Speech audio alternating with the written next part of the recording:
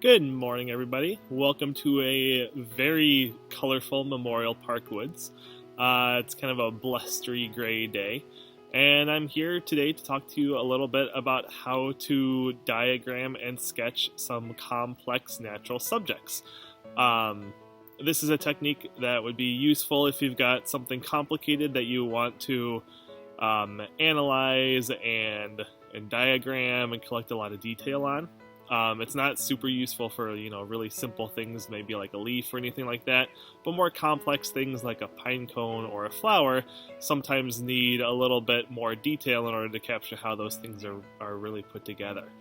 So in this video, I'm going to show you a little bit of what subjects might be useful for that sort of thing, and then also my process for going about and doing that. So the first thing I need to do is go ahead and find some sort of complex natural subject that would be a good example to show you guys my process of. So I'm going to look around the woods a little bit and see what I can find. So after a little bit of searching, I kind of ended up here in this field. Maybe you guys remember this area here. It's the same place we did that goldenrod activity. But what I found here is an opening up milkweed pod, which is kind of interesting. So I'm going to show you guys that. Here it is. So this is the seed pod of a milkweed plant.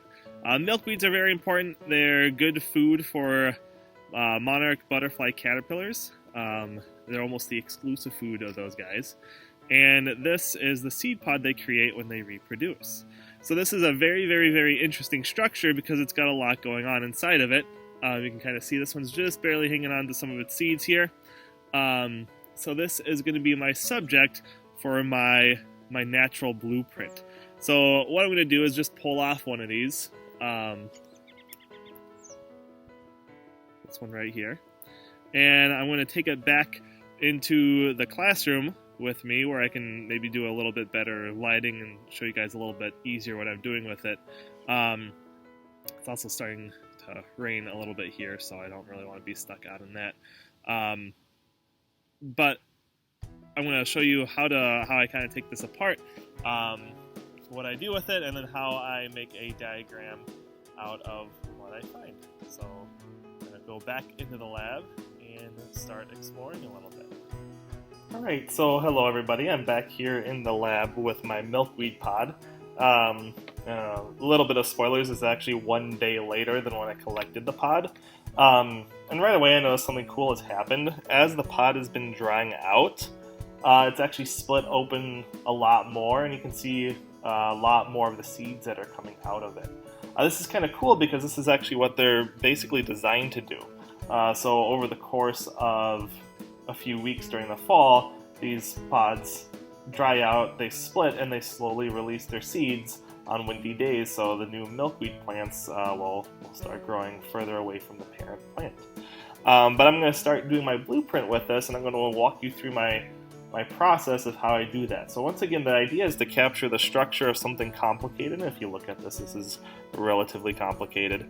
The first thing I want to do is do kind of a full-on, complete view of it.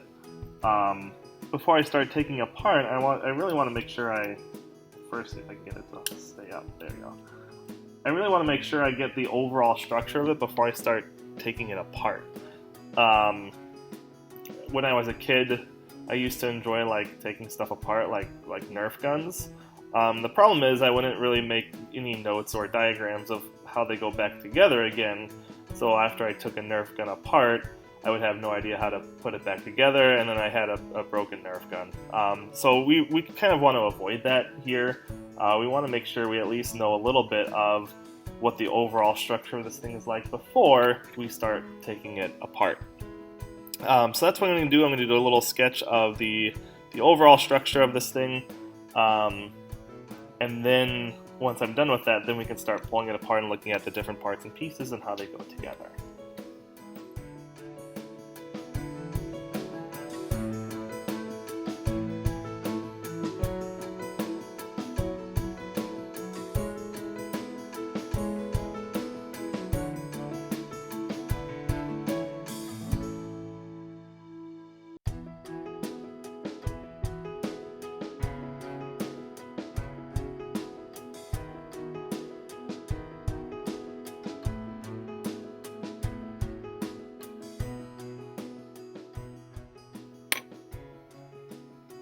Alright, so I've got an okay overall view of this. After we're done with this, I might go back and just add a little bit of color so we have an idea of what the general shade and tone of it is. But at this point, what I'm going to do is start just pulling apart the different parts and pieces, and then as I'm doing that, I'm going to think about how they go together, and also I'm going to try and capture some detail of each of those different parts and pieces. So I'm going to start pulling some of this apart, kind of identifying what I think are the interesting components of it, and start talking about how I might illustrate that in my diagram here. So first, when I look at this, first thing I notice is obviously the seeds. This is kind of the point of this structure of the plant, is to disperse these seeds. So I'm going to kind of leave that off to the side here as something that I probably want to sketch later. I'd probably show that within this seed pod here, they're kind of stuffed into the sides of this little pouch here. I'm going to pull these out so I can get to the rest of what's in here. Here's one of those seeds, very soft and fluffy. There's a lot more of them than I thought there would be. When I first picked this up in the prairie there, I think all of these seeds were just all kind of wet and compressed, and I really didn't get an idea of how many there were, but you can really see over here just how many seeds there are. So that leaves us with this empty pod here now, and right away I notice there's this interesting structure right here in the middle. So I might break these things apart and then start to show each one. I'm gonna, if you notice, it attaches kind of up here at the top there. So I'm gonna pull that off. Then I have just my seed pod. I have this center structure, which I'm not entirely sure what this is in terms of the fruiting part of the plant here. I'd probably want to go do some more research before I actually identify what that is. But you can really see it's got a lot of these really fine papery ridges in it. My guess is that those help hold and help the seeds develop over the course of time. This is technically a fruit. That would be my guess, but I don't know for sure. So what I'd want to show is, like, I'm going to draw this in detail, and then I'm going to show where it attaches to the rest of just the empty pod here, and I'm also going to show these seeds in detail as well. So those are the three structures that I think I'm going to show in more detail of. So I might do this central part here and show that it attaches into the seed pod kind of at the top here near the stem, and I also might do a little bit of detail on the seeds as well, just to show how everything goes together.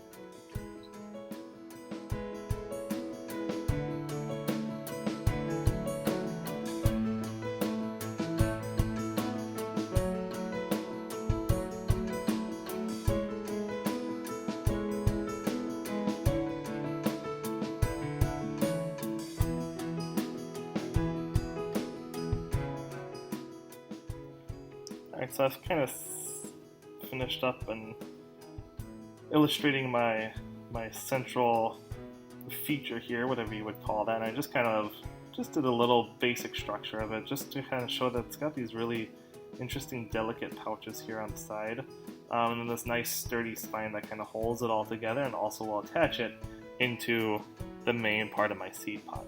So the seed pod is what I'm going to do next here, and I'm just going to show just a little bit of that structure. I captured a lot of it here, but I might do it kind of more in this angle, just so you can kind of see how this goes in relation to that. So I'm going to try and be a little tricky. I'm going to try and hold it just to kind of keep that angle the same there, so I can show how everything goes together. I'm going to try and keep everything to scale at this point, so this should be a little smaller than this overall seed pod since it fits in there. That's also not a skill I'm especially great at, but we'll see how it goes.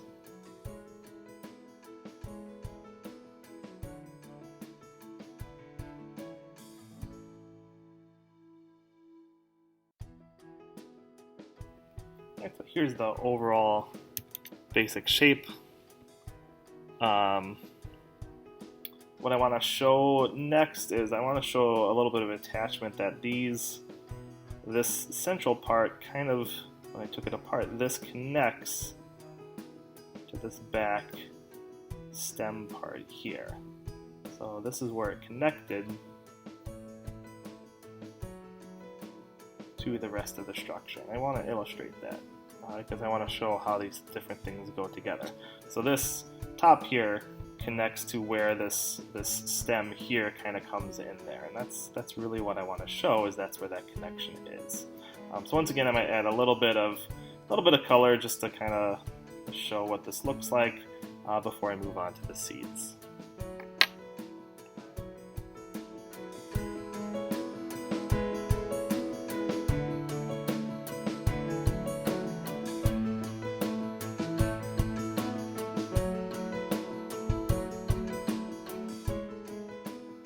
So there's a little bit of color in that. So that's my next structure. And the last structure I really want to capture is the seeds themselves. And that's a little trickier because a lot of it is just really, really wispy. So if I pull that out and kind of look at it, it's very hard to see those fine filaments that capture the air and kind of send it across on the wind. But that's kind of really what I want to get, as well as the actual seed itself here. So I'm going to do a little bit of a zoom in detail when I do that, and then just kind of show that those kind of squeeze in on the sides of this milkweed pod between the center part and the sides of the pod there. So I'm going to see how well I can get that. So I'm going to try and get some detail of that seed.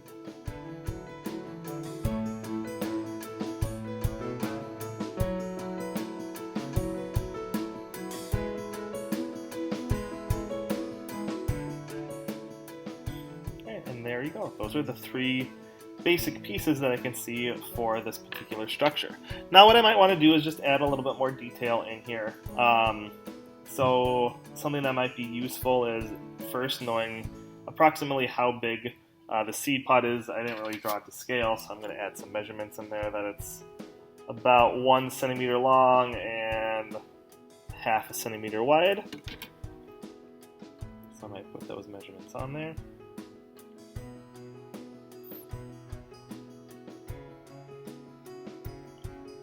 And also the same for this, I haven't measured that quite yet. So that center part I might want to put a little measurement on. So this is about,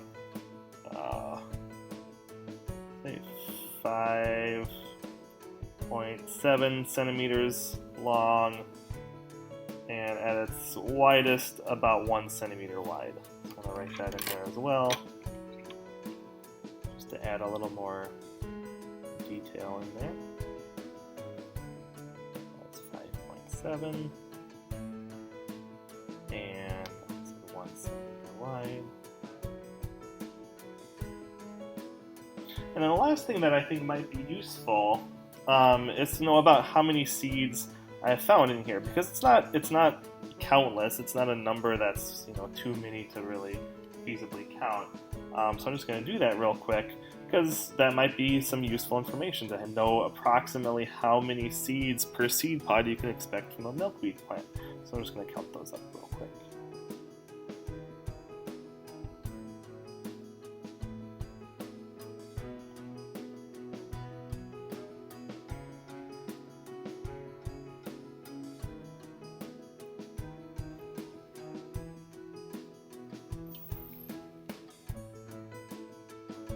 I found around 24.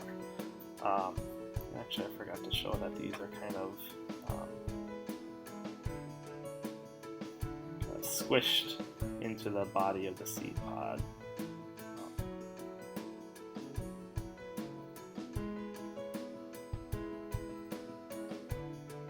And I might just add some labels in there. So these are the seeds. This is the seed pod. And if I had to guess, if you know your botany, if you know your fruit anatomy, I think this is what's called the placenta of the fruit. This is what connects the part of the fruit that produces the seeds to the main body of the fruit. So I'm going to put that in there with a question mark because I might have to do a little more research on there. That's kind of what connects it. If you have, a bell pepper, it's the part of the bell pepper that you kind of cut away that the seeds attach to. It seems to have a similar structure to that, so that would be my guess. So there we have it. I've got my blueprint for how to make a milkweed seed pod that gives an overall picture of it, and then kind of breaks down those pieces with that central, we're calling it a placenta, attached to the seed pod, and then these seeds kind of stuffed in there to be dispersed as this thing dries out. So a blueprint to a fairly complex structure. Like I said, you want to do this sort of activity with something that's relatively complex. You can see this wouldn't be all that useful for a leaf unless you really got into a microscopic view of it. But for something complicated like this, it works pretty well with all these different parts and pieces. Other things you could do this for, if you found a flower around the house that you could dissect and do this to. Flowers are a good candidate because they are fairly complex. Pine cones are really interesting when you do this. Dried up flower seed pods, kind of like this, are also very interesting. So there's lots and lots of things you can do this time of year that give you some pretty cool results. So what I'm going to do here is just finish up a few things. I'll probably add some color to this. I'm also going to put some sightings that I noticed yesterday when I was out in the woods down here, just to have that data as well. And then I will share a picture of my final product so you can see what I finally came up with.